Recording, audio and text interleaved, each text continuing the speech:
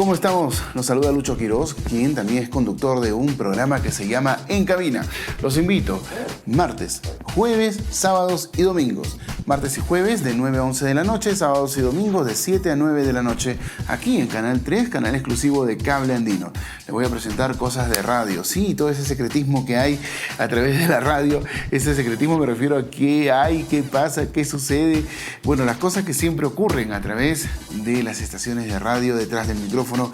Y bueno, historias, entrevistas, crónicas, muchas cosas que vamos a ir presentando a lo largo de este interesante programa, que además de esto, para quienes quieren saber un poco de locución y de qué es lo que se hace en la radio, también vamos a estar trabajando algunos ejercicios para que uno pueda ser un mejor locutor o una mejor persona preparada en este tema y trabajar de repente mejor en la radio. Quien sea aficionado, pues también puede verlo, porque va a aprender un poco más y va a saber qué es lo que ocurre siempre en cabina. Los espero aquí en el programa, como siempre, a través de Canal 3, canal exclusivo de Cable Andino.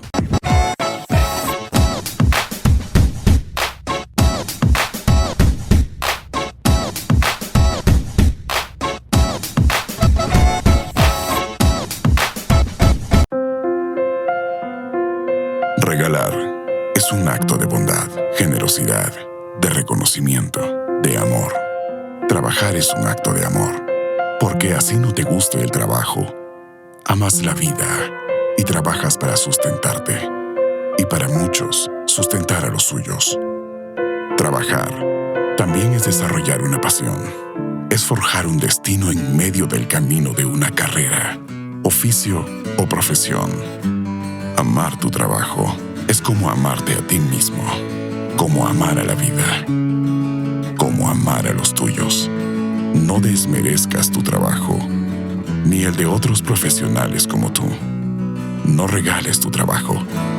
Sé un profesional de verdad. Hazte un lugar y date tu lugar. Que no se pierda más talento por una propina. Cobra lo justo.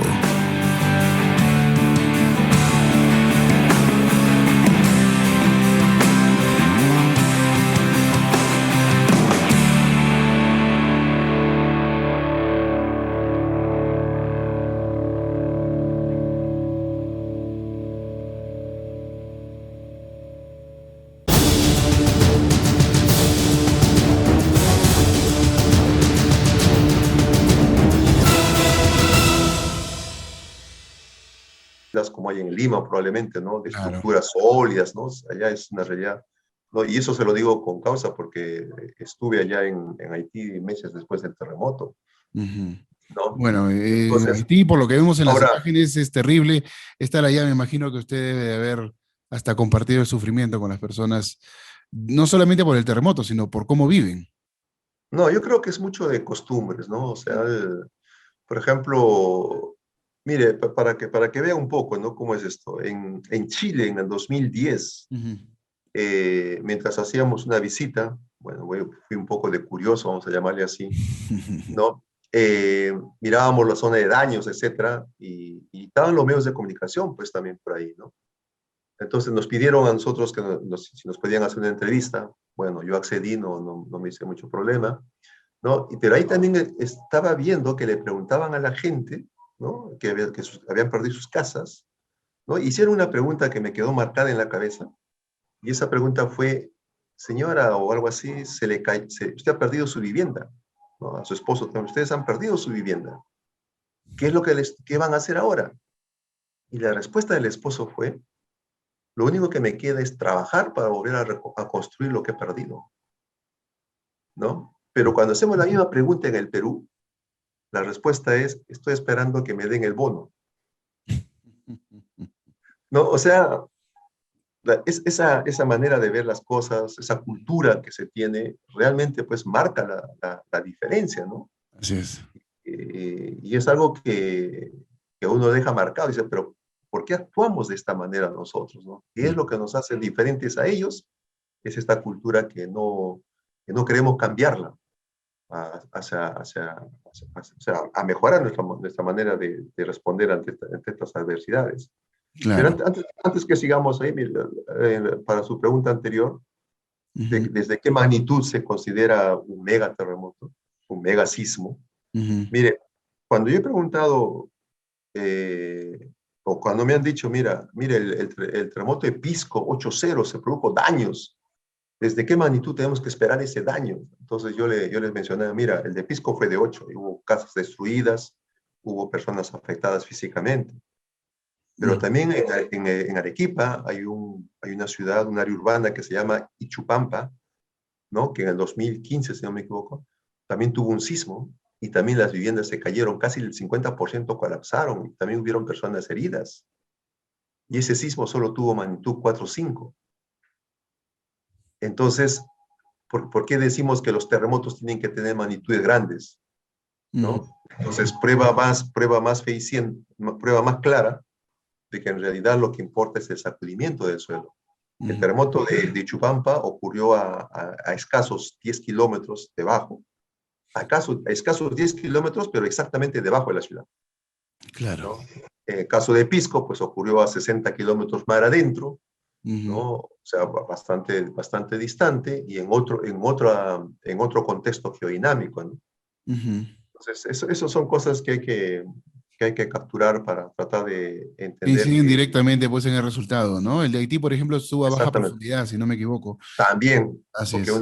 fue una falla geológica. Ujú. Bueno, la devastación es brutal. Sobre el tema de Pisco hubo una controversia, 7.9, 8.9, 8 puntos.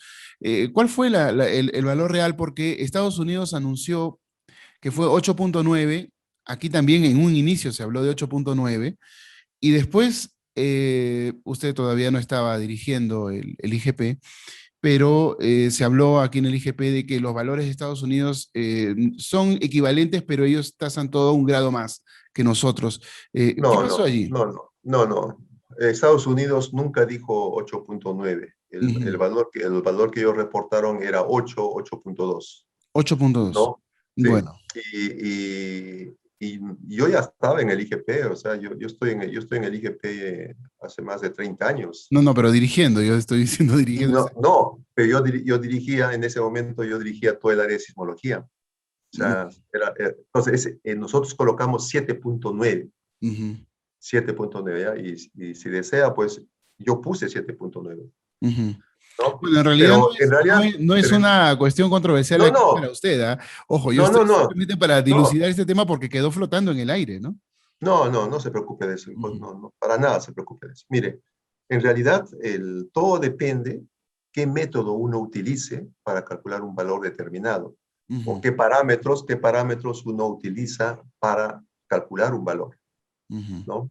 Entonces, yo le puedo decir, ¿no? Por ejemplo, Estados Unidos, como usted le menciona, pero en realidad es una institución que está en Estados Unidos, pero es una institución internacional.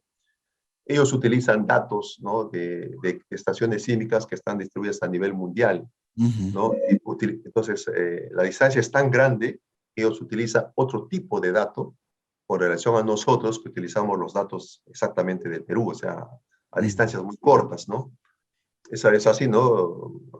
Frecuencias altas, mientras que Estados Unidos, por decirlo así, pues utiliza frecuencias bajas. Ujú. Entonces, es normal que haga diferencias, es normal que haga diferencias 7.9. Mire, el del terremoto de Pisco, hay artículos, que usted Ujú. entra a internet, y hay artículos que hablan hasta de 8.4, ¿no?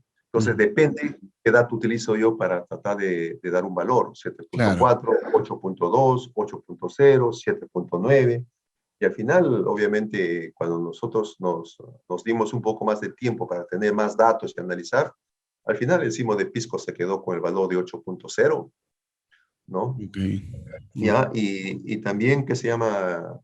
El, el tema es de que siempre me han hablado, y la verdad que no le he verificado, que hay una normativa que dice de que si las áreas urbanas son afectadas por un sismo de magnitud 8, reciben un bono. Exacto, que declara la catástrofe en el lugar, ¿no? Estado Algo de así, ¿no? catástrofe, sí. Algo así, ¿no? Entonces, Ujú. si por una décima no me van a dar el bono, obviamente me voy a reclamar, ¿no? No estamos hablando de cosas sociales, estamos hablando de cosas Exacto. técnicas, científicas, ¿no? Por ese lado va. Ujú. Ahora, yo le comento, por ejemplo, el terremoto de Japón del 2011, el primer reporte que sale fue de 7.7. Una hora después subió a 8.0. Total que al final de la medianoche, o llegando a la medianoche, recién ya se habló de 9.0, ¿no? Y al día siguiente ya se corroboró, ¿no? Que sí, era o es 8.9 o es 9.0, se llegó a ese valor. Pues no es de que uno inmediatamente, pues uno tenga que poner el valor, Claro. ¿no? Igual ha Eso ocurrido. nos ayuda porque clarifica las cosas, ¿verdad? No, no, sí, es igual, ¿no? Cuando, por ejemplo, ustedes cuando hacen su trabajo periodístico, ustedes iban a cubrir un accidente de tránsito, por ejemplo, el reportero llega allá y comienza a tomar las primeras notas y luego lo más rápido, usted tiene que dar la noticia lo más rápido. Entonces, llega, mira y dice, señores, parece que hay 2 heridos.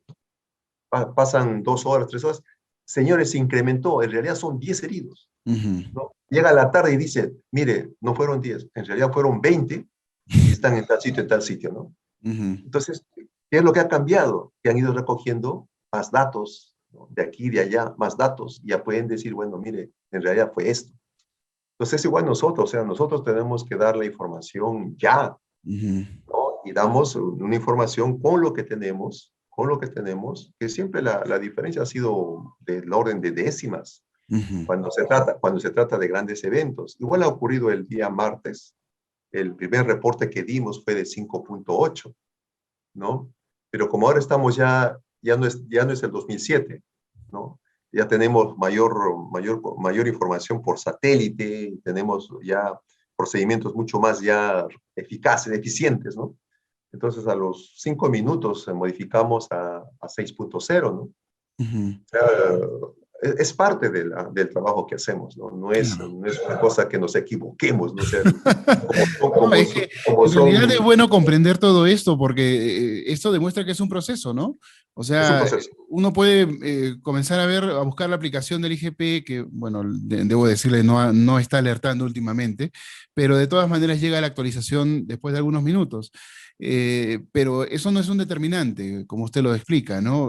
Va haciendo un proceso, se va dando un proceso hasta que se llega a la magnitud definitiva, ¿no? Lo que pasa es que yo dije 8.9, le explico, para que no se malinterprete ni para usted ni para el público, sino que ese día yo, después de la segunda réplica, regresé a donde estuve habitando y felizmente como la internet no colapsó, comencé a rebotar información de distintos lugares del mundo que también reportaban eso. Dentro de esa información, no recuerdo ya qué medio, cuántos años han pasado de los Estados Unidos, reportó 8.9.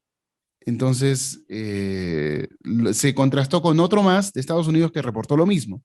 Yo supongo que uno copió la información del otro y al final tampoco era una información fidedigna, ¿no? De todas Bueno, maneras, lo bueno es que ya sabemos que quedó en 8 puntos, ¿no? O sea, el sismo del 2007. Yo quería consultarle algo. Las escalas de Richter y la de Mercalli, ¿qué diferencia hay o qué equiparidad hay cuando ocurre un sismo? ¿Para qué se utiliza una y otra? Porque muchas veces los reportes llegan, por lo general, con escala de Richter, pero hay algunos otros sismos que se reportan con solo la escala de Mercalli. ¿Qué diferencias hay? ¿Cuál es más efectiva de no, ya, repente o se complementan?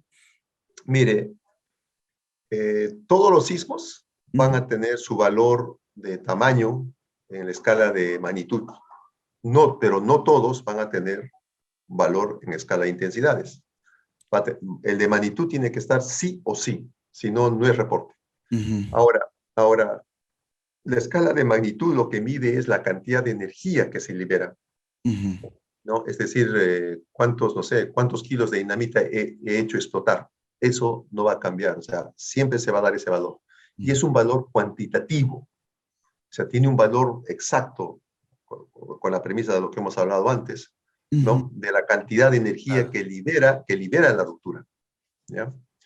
Entonces, hay sismos, como el que ocurrió en el año 94, en ujú, la frontera Perú-Bolivia, un sismo de magnitud 8.2, ¿no?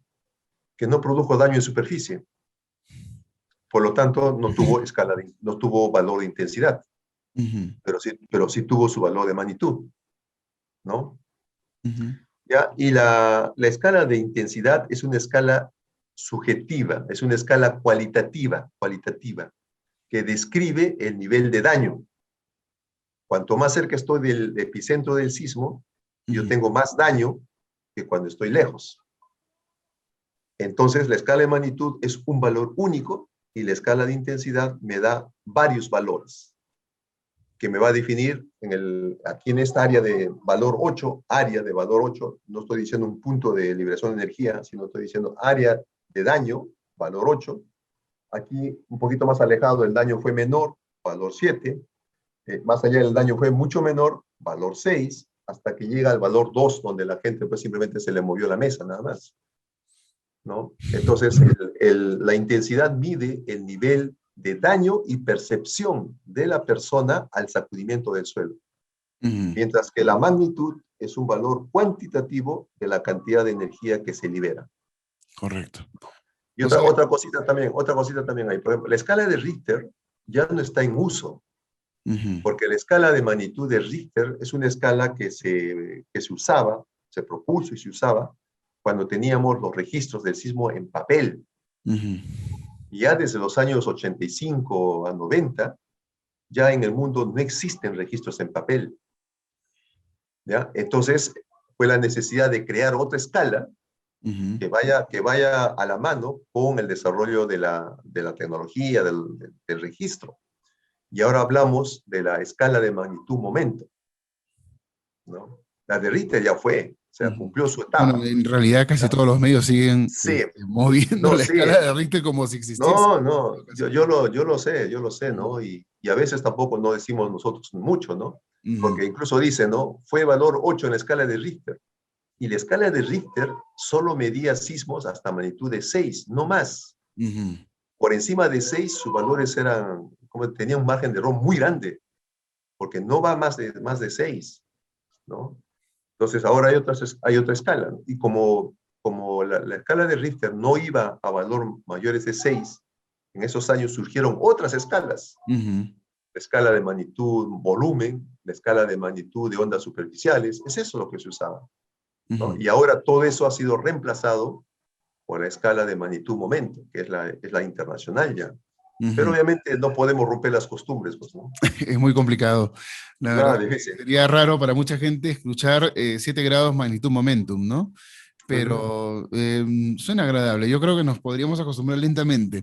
De todas formas, la de Mercalli es más cuantitativa, en este caso. Cualitativa. Describe el daño producido por el sacudimiento del suelo. Correcto. ¿Cuál ha sido el terremoto más fuerte registrado en el Perú de que se tenga una documentación histórica comprobada? Mire, si hablamos de la parte a lo que llamamos instrumental, desde el año 60 a la fecha, donde ya existían equipos, instrumentos que registraban el sismo, los sismos que han ocurrido en el Perú han sido del orden de 8.2, podemos llamarle al de Pisco o al de Arequipa, ¿no? Que algunos autores ponen ese valor, algunos investigadores. Entonces, es el más grande que sea en cuanto a magnitud. Solamente en cuanto a magnitud. Claro. Que hayan producido mayor o menor daño en las áreas urbanas, eso es otra cosa. en cuanto a magnitud, ¿no? Pero históricamente, con todas las investigaciones que se ha hecho para tratar de cuantificar el tamaño de los terremotos históricos, todo indica que el terremoto de Lima de 1582 y el de 1746 han sido los más grandes que han afectado la región central del Perú, y probablemente la magnitud sea superior a 8.5, ¿no? Y en el sur del Perú se ha encontrado los sismos de 1604 y el de 1868 también como los más grandes que han ocurrido en esta zona, en el sur del Perú, ¿no? Y también probablemente sobrepasó el valor de 8.5. Ahora, a nivel de la costa occidental de América del Sur, el borde occidental, el sismo más grande del cual se tiene información real, cuantitativa, o sea, datos tenemos, es el sismo del año 1960, 9.5. El sismo más grande que ha ocurrido en el mundo con esa magnitud y con las características de daño que produjo, ¿no? Entonces, es eso lo que tenemos. Y otra cosa aquí es que los sismos son cíclicos.